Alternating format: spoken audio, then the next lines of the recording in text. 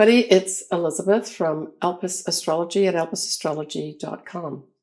So this is going to be my take on my video for the astrology of November 2022.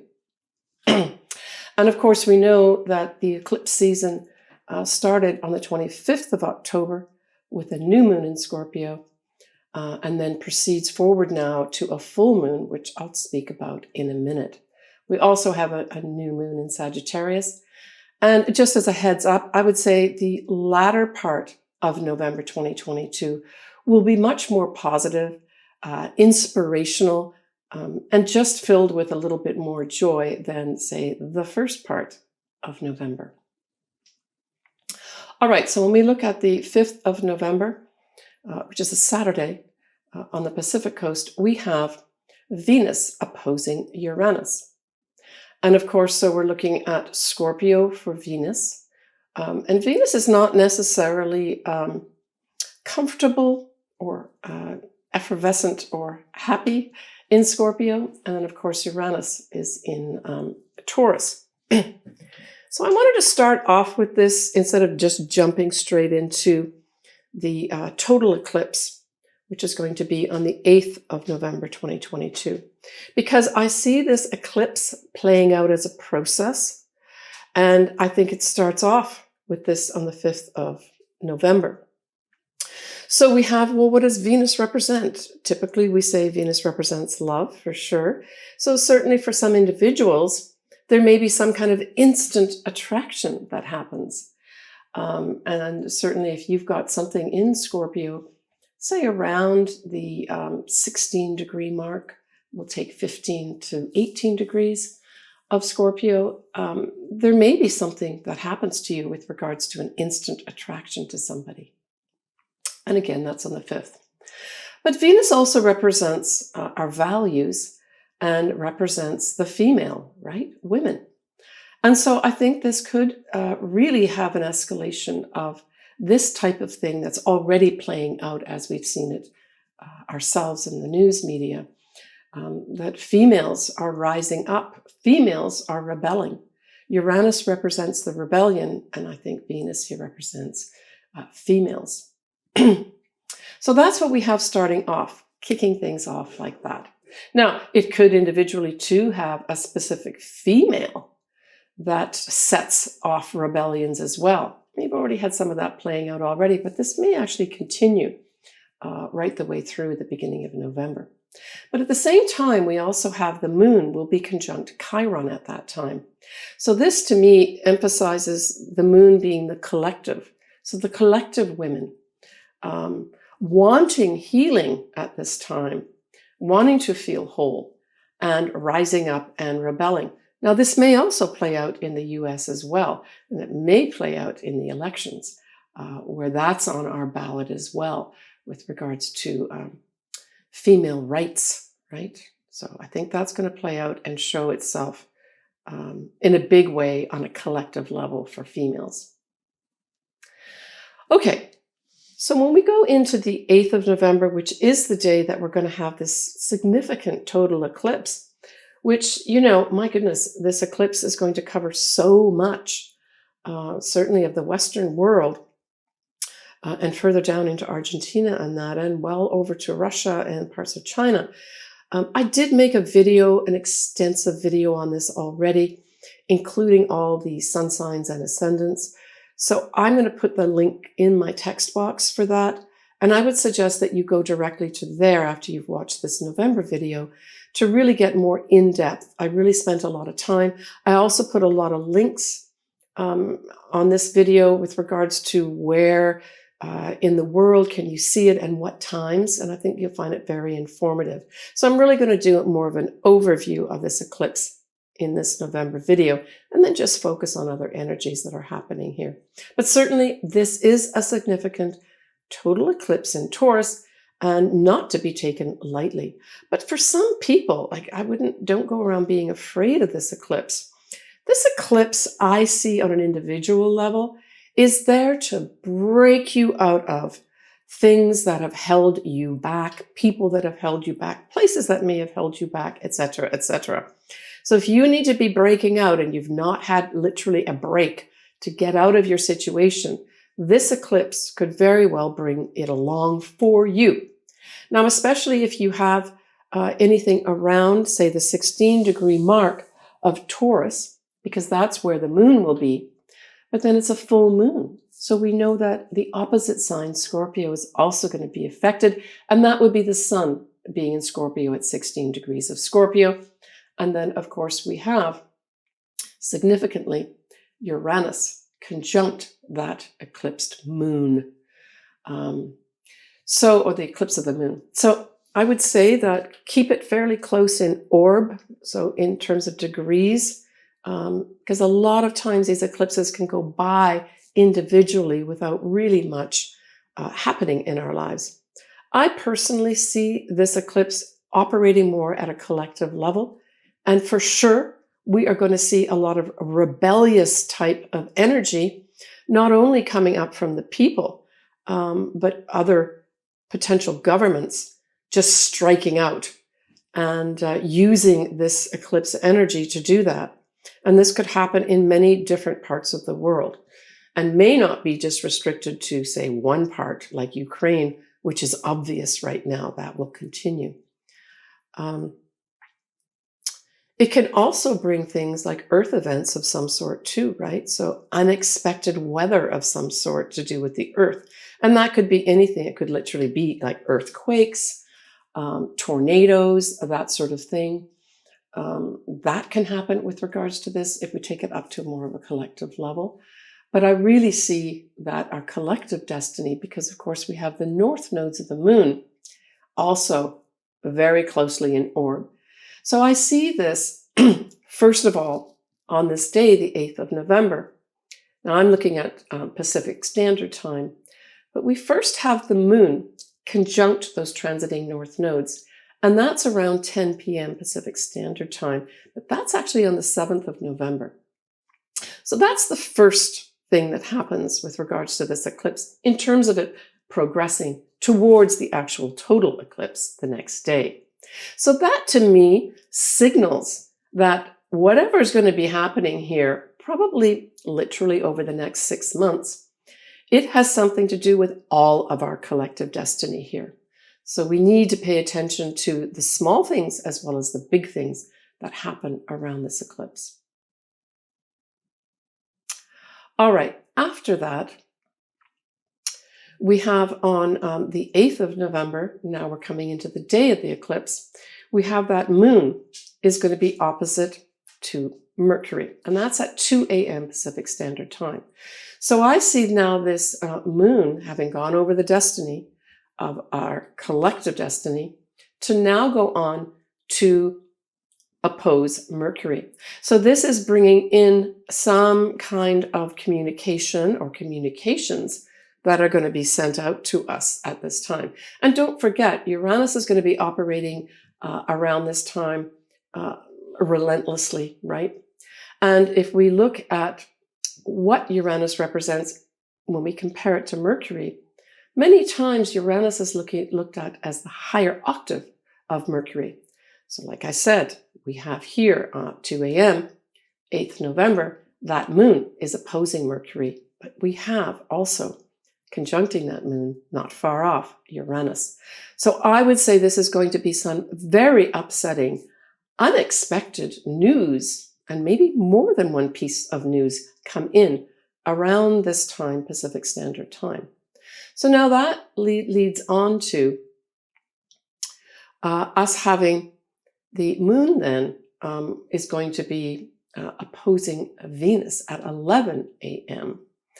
Actually, just prior to that, we have the moon coming into now exactly conjunct that very unstable, surprising energy of Uranus, and that's at 3 a.m. We have that happening. Now, it will be opposing the sun too. So we've got the moon conjunct Uranus, exactly. But we have that moon and Uranus oppose the sun at 3 a.m. on the 8th of November. So I think this could be, if there's an event, this will be the time that strike happens, right? And then, as I mentioned earlier, we go on then to have a wide opposition with Venus at 11 a.m. Pacific Standard Time. So this brings in that element of values for sure. Venus represents values. It also represents potentially females, but it can also be another thing tied in with our money, right? Venus can represent money too.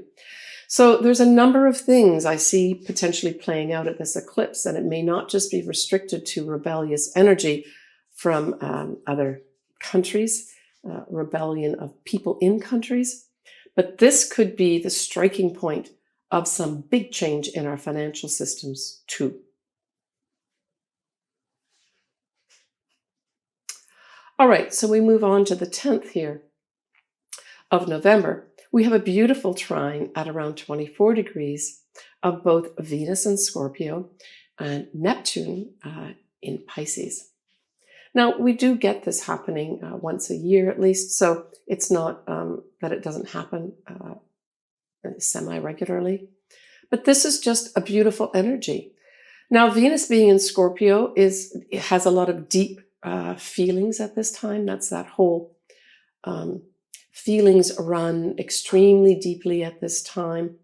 But trining Neptune, it's almost like you feel that for those people that have, say, fallen in love earlier on in November, you feel that you've met your soulmate. That's kind of the energy that we look at when we talk about Venus being in Scorpio, trining beautiful, inspirational, altruistic love, Neptune. So that's a lovely energy there. And if you have certainly something around 24 degrees, either of Scorpio or of Pisces, you've got this direct trine happening for you operating, and it's just beautiful energy.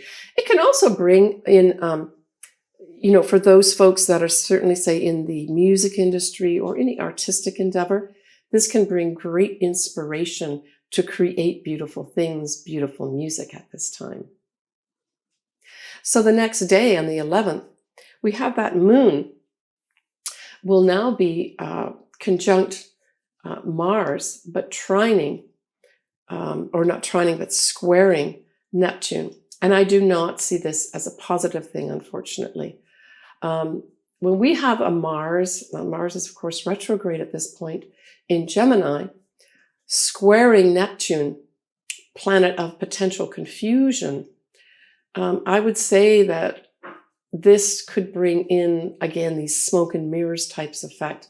Now, because Mars is retrograde, this is talking about energies working behind the scenes to cover things up.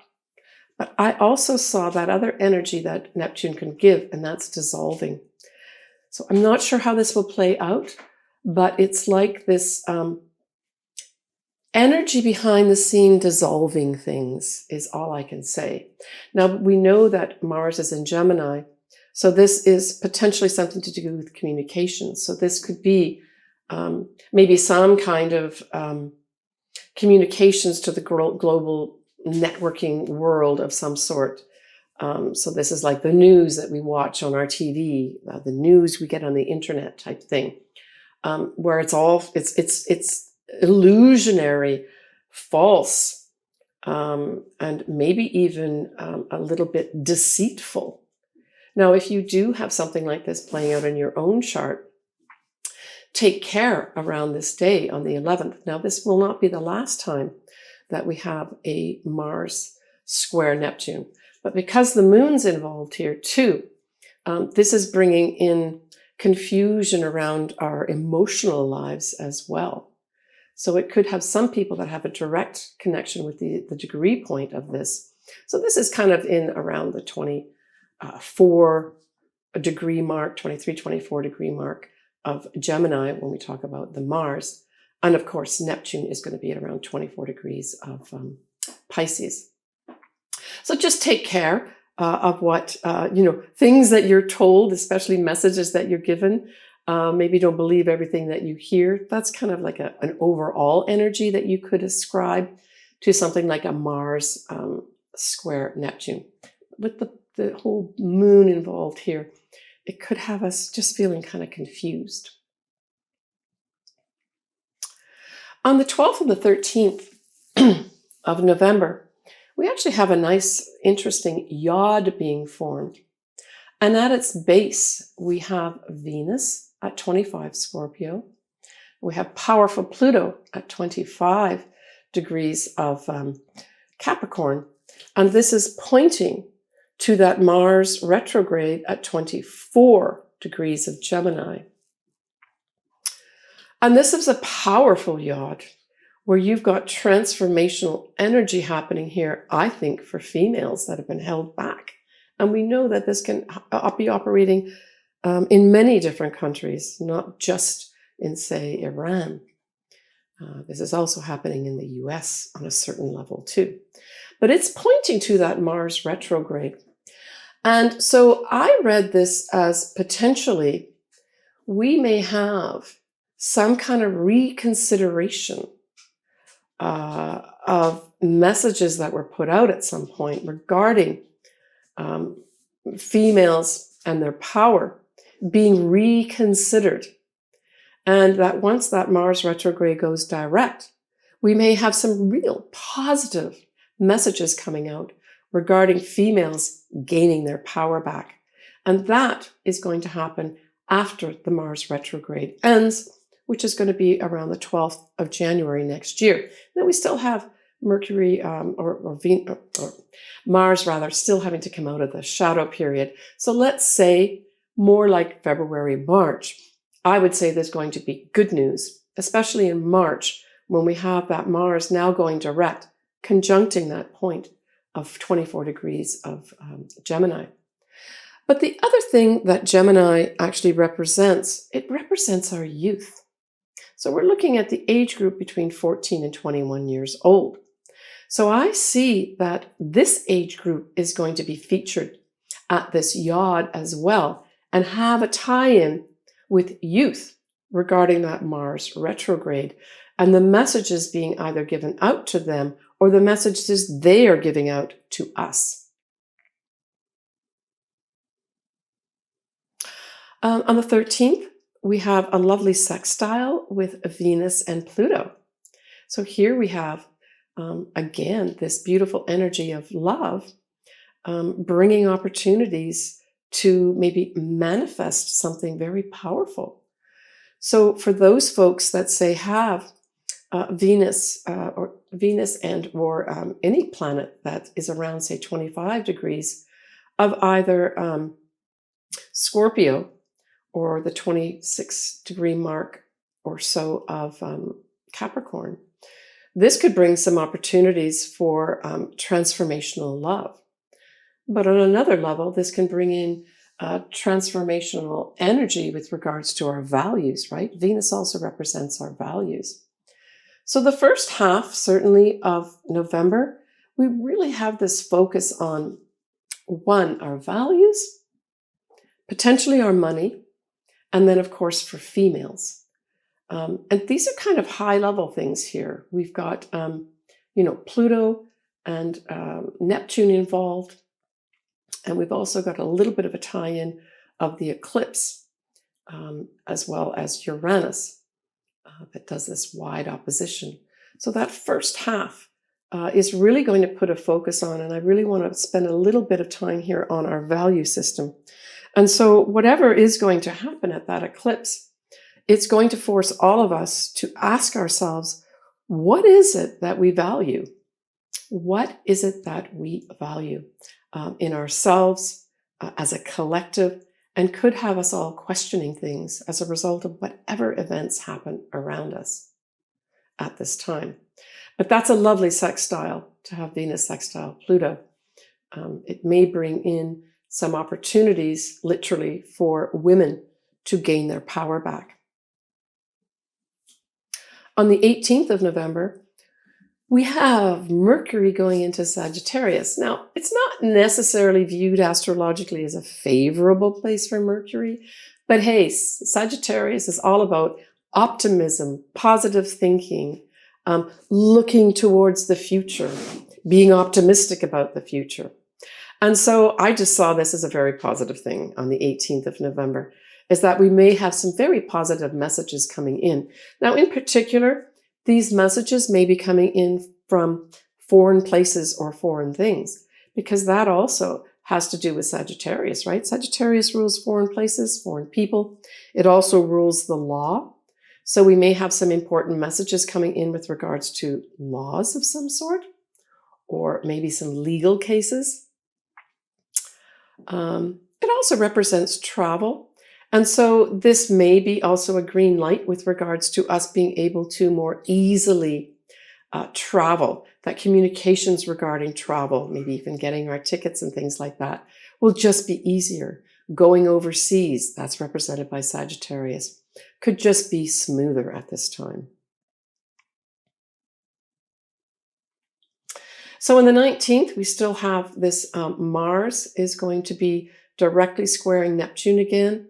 And it will be minus the moon at this time. So this is just a direct square.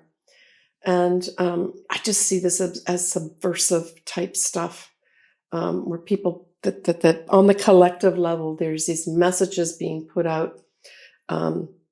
It's almost like feeding propaganda. That's what I got with this Mars in Gemini going retrograde with the square to Neptune. It's propaganda, where what's being said in the public is nothing remotely regard to what's actually going on behind the scenes, right?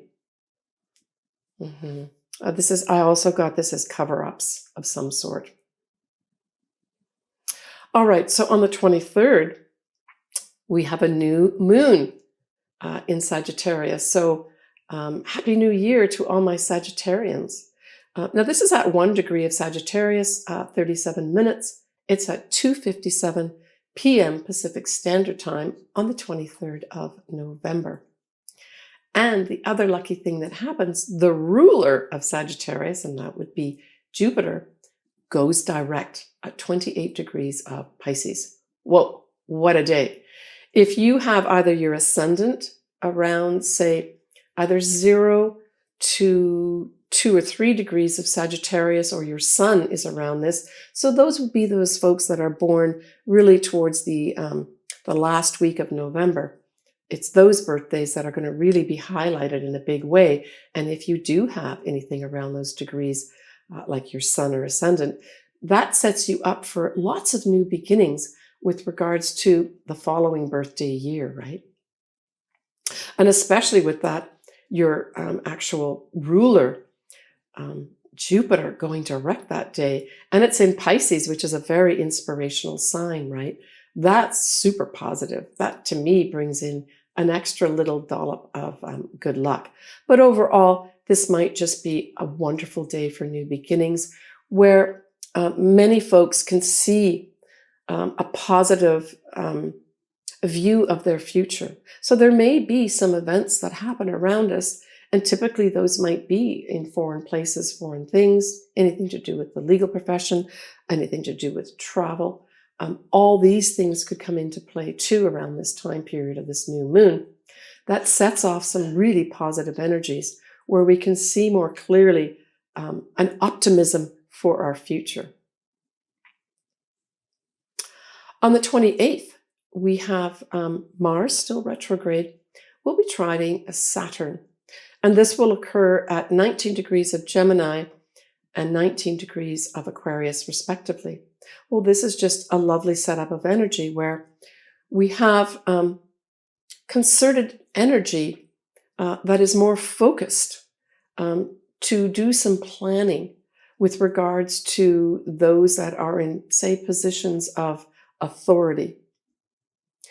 That is going to be something that's brought in here. So I think this more of people working together to maybe hammer out some interesting communications that may have some implications for us with regards to rules and regulations.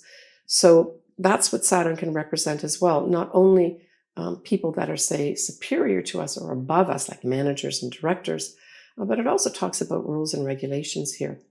So I see this as potential planning with regards to some rules and regulations And maybe this is going to be more on a collective level, like a worldwide level. I've talked about this before in videos, but this is just a lovely setup of planning together. It's not just taking action on it, it's actually planning in many respects behind the scenes, people getting together to put things in place.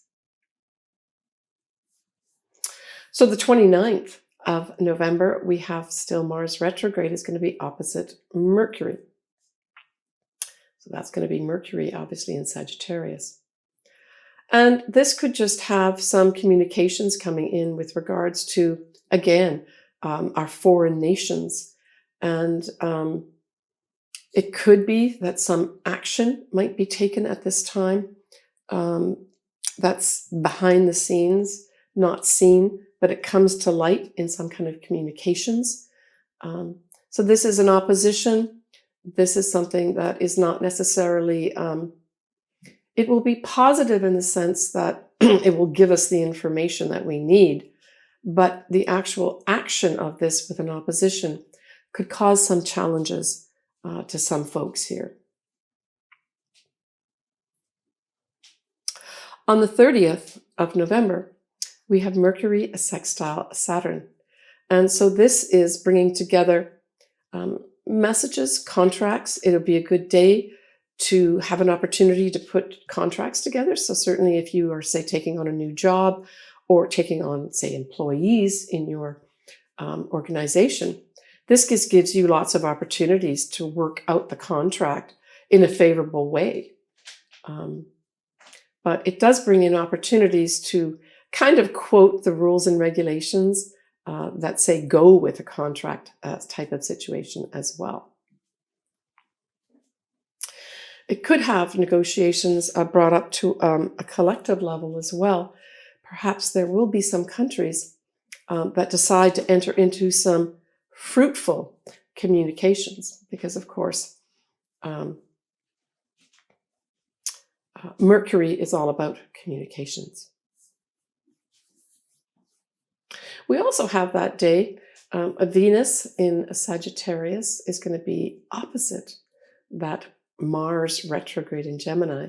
So for some folks, this could bring in some kind of, I see this more as a flirtatious type thing. And certainly Gemini is a flirtatious sign. And then having the Venus in Sagittarius kind of gives it also a little bit of flirtatious, let's have fun. I mean, Sagittarius loves to have fun. It loves to take risks and loves to travel. So there may be some folks that decide to set up some kind of travel arrangements right around the end of November successfully at this time. But it can also bring in love relationships too. I would say that this is going to be bringing in love relationships that are a little more, not superficial in the sense that they couldn't be serious, but they may start off as something flirtatious and fun-loving. So this can also be fun-loving events as well. Even though Mars is retrograde, that's okay. And of course, Mars being in Gemini, if this is a love type situation, it could be more than one person. So these could be for some folks that have, say, something around these degrees or these signs, both Sagittarius and or Gemini. This could just bring up some lovely social events. So that ends actually November as a month astrologically. In terms of looking forward to December, December brings in a full moon for Geminis. So for Geminis, you're going to have some kind of tie-up in December that may be actually beneficial for you because don't forget, you're also going to have Mars retrograde in your sign. So there may be some tie-ups in December for some Geminis where something, maybe something has to end in order to begin again. But I'll cover that again in my next month's video. We also have a new moon at 1 degree of Capricorn that will happen. And that's going to happen around the 23rd of December. But we also have happening Mercury retrograde ending the year in Capricorn. So for some Capricorns, that may involve you having to go back on some of your written work or any messages that you sent out. The big news is that towards the end of December, we will have Jupiter going in ingressing back in for a second time to 0 degrees of Aries. So, hey, Aries, this is a big signal for you. Certainly bringing in potential for good luck for you, benefits coming in, people like advisors and teacher coming in for you as well.